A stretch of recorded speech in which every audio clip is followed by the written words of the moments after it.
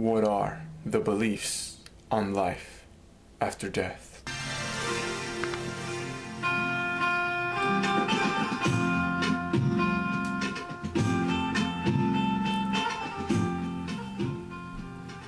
Hello. Today I will be your guide throughout this presentation. The topic is there life after death, or does one just die and life is finished?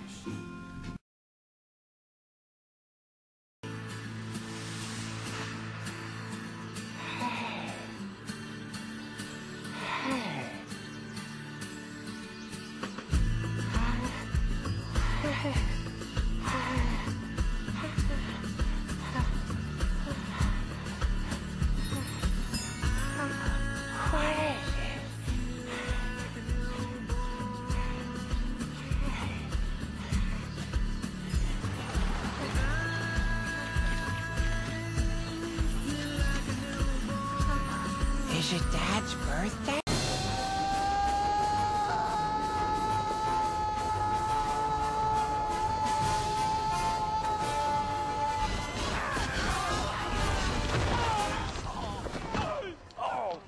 Hey, pal. Welcome. Welcome to what? Where am I? Aren't you that horny guy who was pretending to be a big bird? Checking out that beautiful mom? Yes, I am. Now you're gonna see what a big horny bird actually looks like. In hell. I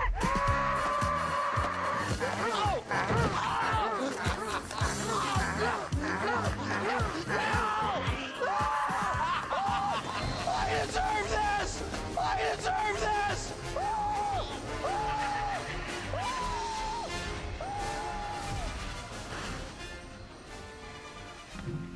Our first religion that we will be speaking about today will be Hinduism.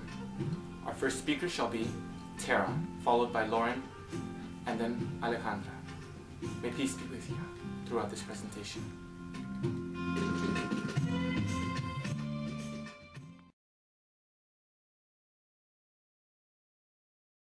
Hinduism believes that people don't just live and die just once, but are reborn several times before one can reach their final state. This is called reincarnation. The order is being born, growing, dying, and being reborn again. This is called samsara. Hinduism and Buddhism originated and evolved on Indian soil. Both of these religions believe in the existence of several hells and heavens, or higher and lower worlds. They also believe in the gods and deities on different planes. Both religions believe in the concepts of karma, transmigrations of souls, and the cycle of birth and death for each person's soul. Most of all, both religions emphasize the nature of the world and the role of karma in keeping men bound to this world and cycle of birth and death. The ultimate goal of Buddhism is to escape the cycle of death and rebirth. The goal of getting off the Ferris wheel of reincarnation consists of freeing oneself from desire. The term of liberation in the Buddhist mind is nirvana, which means extinction.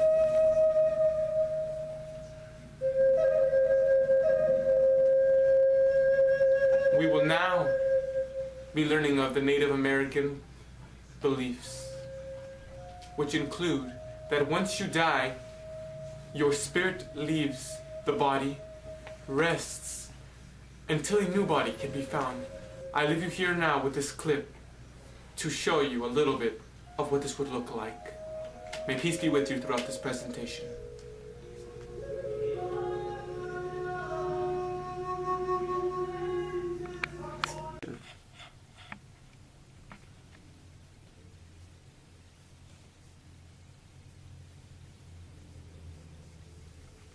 The death of a spirit is just the beginning. You have died, my young one. Now you will be restored.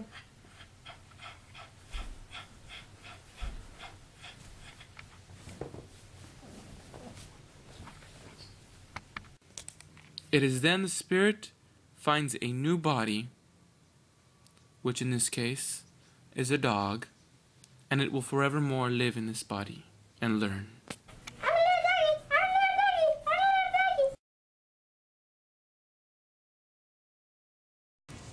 A story from Thundercloud's account of his 2 reincarnations.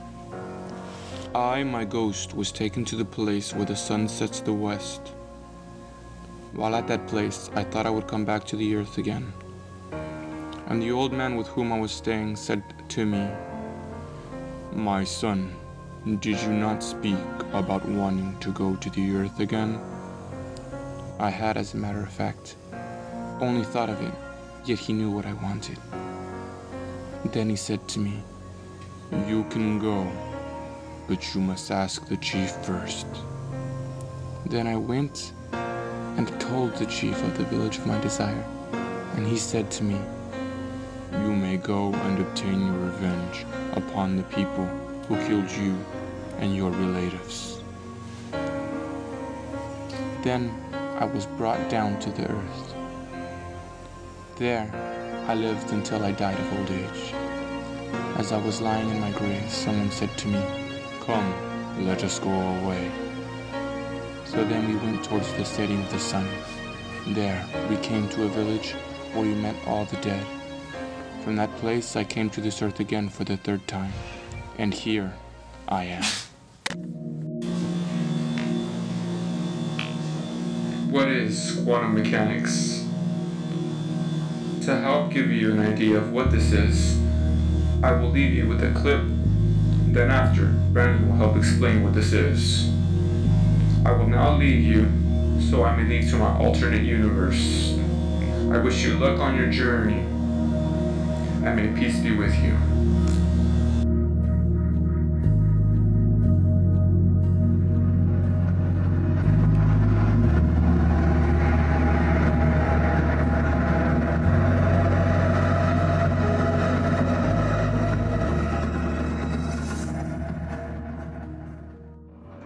I may be standing here, but in an alternate universe, I could be a little boy standing here, speaking as well. I'm the boy from an alternate universe, but in another alternate universe, I could be a little girl.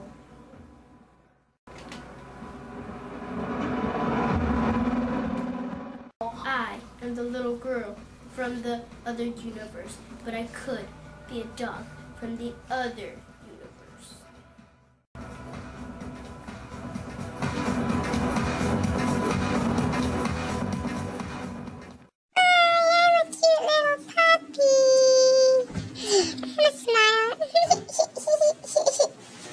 Oh yeah. In 1907, Duncan McDougall attempted to find the mass of the soul. He did so by weighing the bodies of dying tuberculosis patients. He determined the soul weighs approximately 21 grams, which leaves the moment you die. He came to the hypothesis that a soul portal forms once you die and transports the soul to another dimension. Quantum theory suggests the soul is made up of an eternal energy. This energy uses the body as a temporary vessel until death, which carries the soul to another dimension. This can correlate to near-death experiences in which people are reported being floating above their body watching themselves, or even traveling to unworldly places.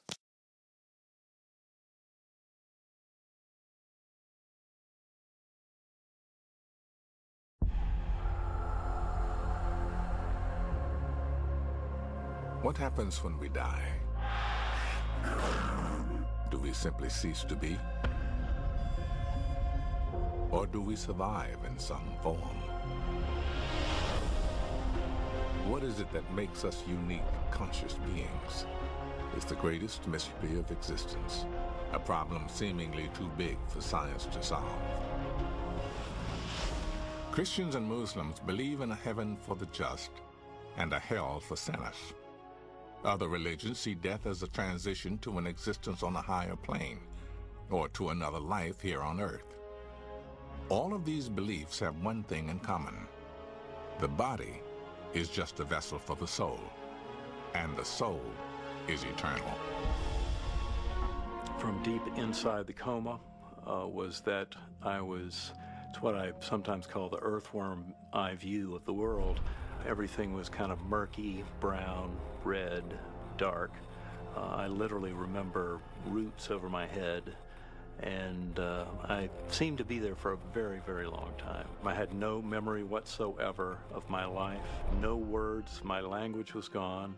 I was certainly not aware of anything going on around me in the ICU room. And then in the midst of that, there was a little melody that was spinning in front of me, and it just started spinning and expanded. And it ended up clearing away all that ugly, foreboding, gross, muddy realm. And all of a sudden, I was coming up into this beautiful meadow. I had no body awareness. I had no arms, legs, or anything, but I was aware that I was a speck on a butterfly wing. Absolutely beautiful butterfly. And there were millions of other colorful butterflies looping and swirling all around us, all in this beautiful formation of flying. And then we left this universe and went out into what I now call the core. At first it seemed infinitely huge and dark, although I was there with that beautiful, warm awareness of the divine, which was clearly what we would call God, in this place outside the universe. Basically, I recall the whole multiverse being out in front of me. It was very clear that love was a huge part of the constituent of that whole multiverse. Alexander had faced something that tens of thousands of people have reported. A near-death experience. Nearly all claim something that science has so far been unable to prove. That there is another existence beyond the one we know.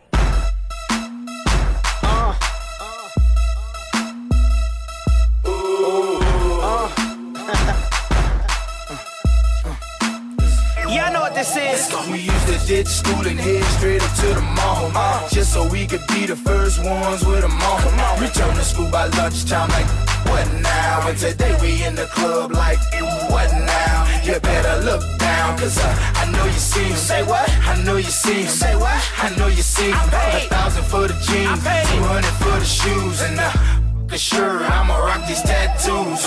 You see my fitted, man, I represent the crib, cause even at the crib, I represent the crib. Might pop my grill in, might let my chain hang, might wrap my wrist down dirty, do the damn thing. I get them free, say what? But I pay, and if I want, I rock a different year of J's every day. A different style, different color is a must, but it's all good until I get my verse stuffed, and I'm like, hell no, ain't no way. What's wrong? Man, he done stepped on my J'z. Stepped on my J'z. He done stepped on my J'z.